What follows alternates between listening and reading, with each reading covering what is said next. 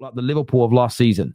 And Liverpool of last year are better than Real Madrid, in my personal opinion, and they showed that last night. And I think, for me, City away isn't the... If they get battered by City away, then maybe we're going to readdress this. But for me, I think we're about to see Liverpool go on a really good winning run across all competitions. I think you will, and you've got to. It's the only way you're going to close that gap on Arsenal. I don't think they're going to win against City, though. I think I'll be a draw would be fair, but I maybe think draw is a very good result for us, though. I think City are I think City will win, to be honest with you. City might win. City might win. I mean, why do you predict City as the winners, Mo? Because they're home, and I think City have a. I think because Pep Guardiola, the way he plays, suits the Liverpool to lose. Some would know this. He sit deep. He will give Liverpool the ball. He will ask Liverpool to go forward, and Arne Slot will fall into it. Logically speaking, I think Slot will give Pep the ball. Really? Yep. Yeah. 100%. You think Slot will defend? Just like what we did last season, box midfield. I think he's going to run it back. Salah and Ekitike up top, midfield 4, all 4 of them together, box midfield. We're going to run that. If he does this, I will change my mind, but I still think that Pep Guardiola, every time he loses the ball, it's not about ball position, Hassan. It's not only about having the ball. It's about when you lose the ball, City, are City going to press Liverpool high, leaving the space for the likes of Ekitike, Verts and Salah to run behind their midfield? I think that Pep Guardiola, when he loses the ball, he's just going to drop deep and let you pass the ball because he knows that without spaces, I don't think... If he does the opposite... Draw for us is good result, though. I won't. It's very good for you, of course. It's very 100%. Good for you. Draw away the Etihad, draw the Emirates, all good results. You know, the rest of the league, I expect to win home or away. I think he will. I think Pep Guardiola will try to hit Liverpool in spaces with Erling Haaland, Shirky, and Foden, and Doku. I think he will have. I think we're going to give them the ball because I don't think because you think that Arne Slot. Okay, but you think Arne Slot is smarter than Pep. I disagree with you. I think Pep is smarter. It's not about smarter or not. I think we will not play a high line. I don't think we'll play a high line, and I don't think we'll be offensive. I think we'll play this a lot more defensive than you think. I think we'll be the. By the way, Pep against Bournemouth, he literally asked his forward to intentionally not press the center backs. So Bournemouth will come out, pass the ball, push the full backs, pass the ball, and then he will hit them in transition. I believe he's going to do the same for Liverpool. He's going to invite Liverpool to actually, same exact as Bournemouth, to come forward. He just did it. That was like a trial for the game. He invited Bournemouth to come forward and he hit them. That's how I believe that Pep Guardiola will approach the game, similar to the Brentford game. Similar to the Bournemouth game that he just had. If Arne Slot is smart, he wouldn't fall into it. I agree with you. But I think that's what you want him to do. I still think that if he's given the chance... No, that's what I wanted to do. I'm going based on what we did at the Etihad last season and based on what he did against Real Madrid and against Aston Villa. Last night, yeah. Slot is going more compact. Yeah. I agree with Sam. Running behind. I agree with if Liverpool win this game, to be honest with you, I'll be surprised. I'm not ruling it out. I'm not saying 0%. I'm just giving City the edge a little bit above, especially because they play at home at the Etihad. And City only lose at the Etihad to Spurs, basically. Rob here says, so are Pep and City now a counter-attack team, is what Rob's asking you here, Mo. No, they're not. They actually invent spaces. They have the ball, but when they lose the ball, they invite you forward to actually hit you in transition. It doesn't have to be counter-attack. It doesn't have to be like counter. They don't sit deep and defend in their box like they do the Arsenal. Arsenal are not a counter-attacking team, but they're quicker a little bit, you know. And Arsenal going forward. That's what I think. Well, I think that's how Pep will approach the game. He will try to create space for. I agree with Sam. I think that if Slot wasn't lured into the trick of having all the possession at home with the Anfield crowd against Real Madrid in the Champions League, I don't think he's silly enough to fall into that trap. I feel that you kind of saw with these interactions at the end of the game where he was a little jovial, a little fun, but he had a smile on his face for the first time. I don't think he's going to let his ego get in the way and go, right, we're going to go there and revert systems and have the possession and exploit the back line again. I just don't think he's silly enough. I don't think he's arrogant enough to do that. I'm actually going with the Liverpool win. I think Liverpool will win it. I think Liverpool, 1-0, 2-1, something along those lines. because I also think if they get what they did against Real Madrid, you've got to adapt the same thing. Erling Haaland is thriving at the moment, but a lot of his goals and a lot of his openings are coming. I couldn't believe Bournemouth on Sunday. They made me want to spit. Not at them, just in general. I want to spit on my own carpet, I felt like. They weren't just pushing up high.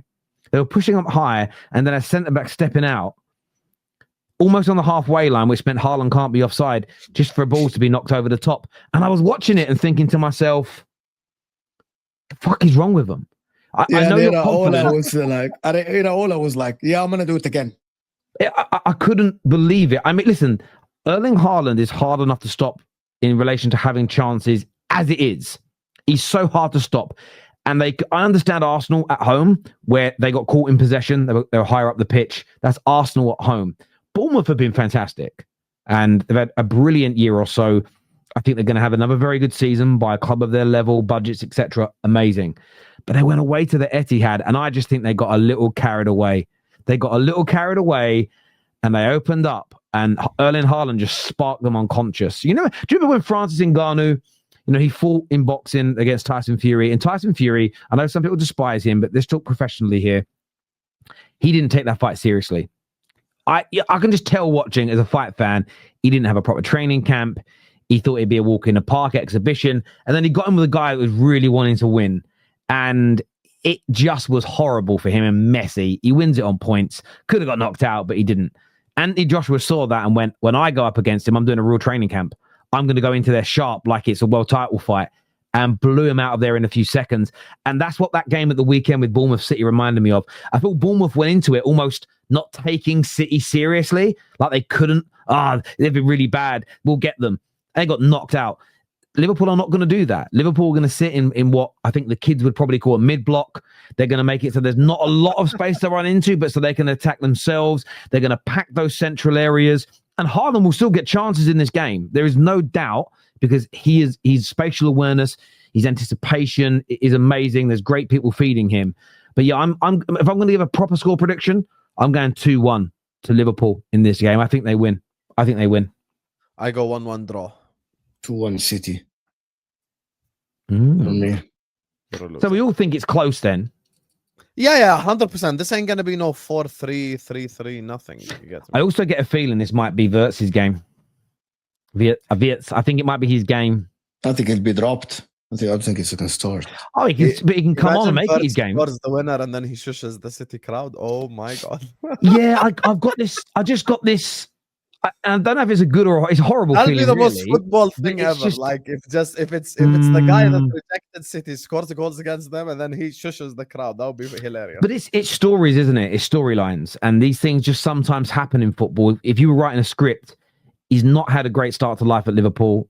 He's had a poor start to life in the Premier League. He's been good in the last 2 Champions League games. It would be so Premier League. It would be so Liverpool.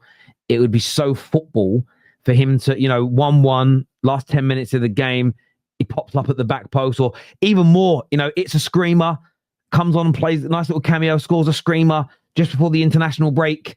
I've got a feeling we're witnessing the turning point for Liverpool now, where they're going to start going on good runs. So.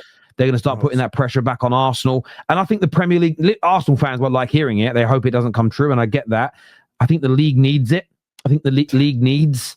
It does. I don't want to see a one-horse race. I don't want to see Liverpool win the league. But as someone who... I'm blunt about this, and people take this how they want. I cover football for a living. I want there to be excitement.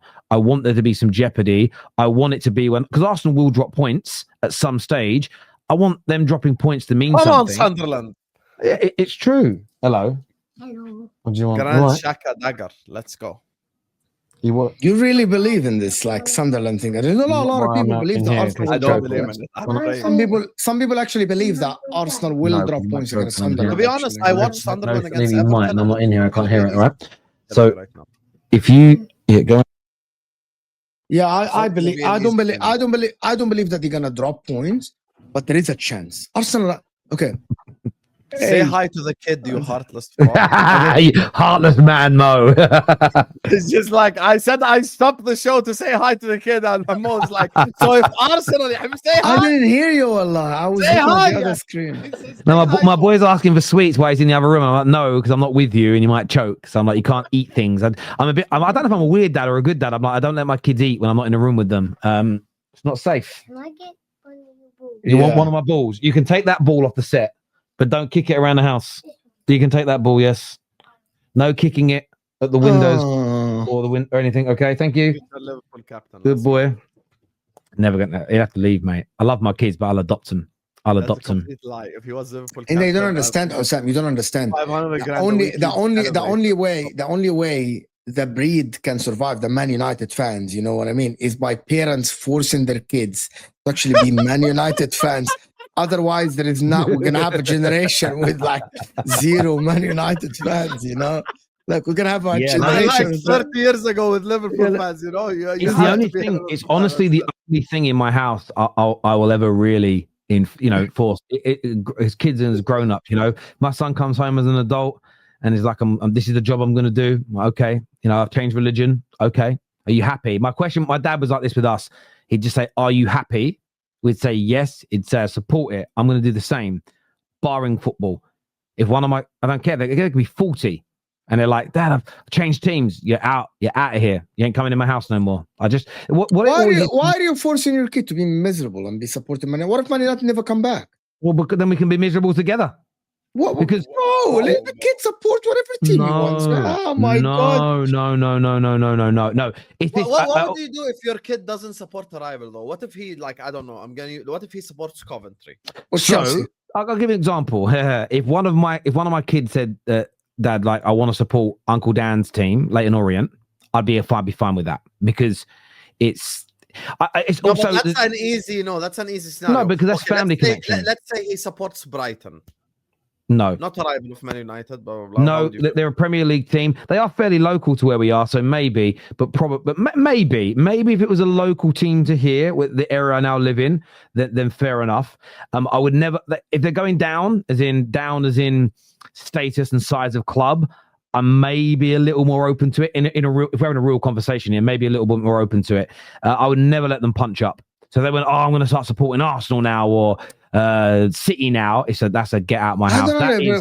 That's adoption papers, 100%. The best games I've watched between Ahli and Zamalek, which this is the River Plate and the Boca Juniors of Africa, basically. So the two biggest teams in Africa, Egyptian ones, both from Cairo, right?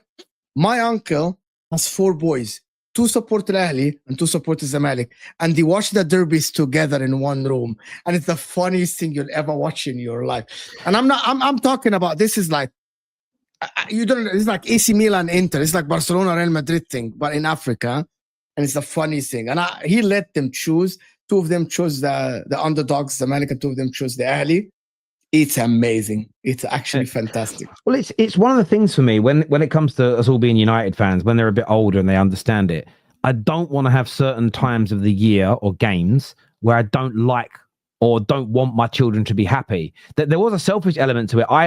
I've seen videos. I've got friends that are like it. I've got a friend. He's Spurs. His wife's Arsenal. They have 5 children. One of their sons just doesn't like football. He's into like cars and stuff.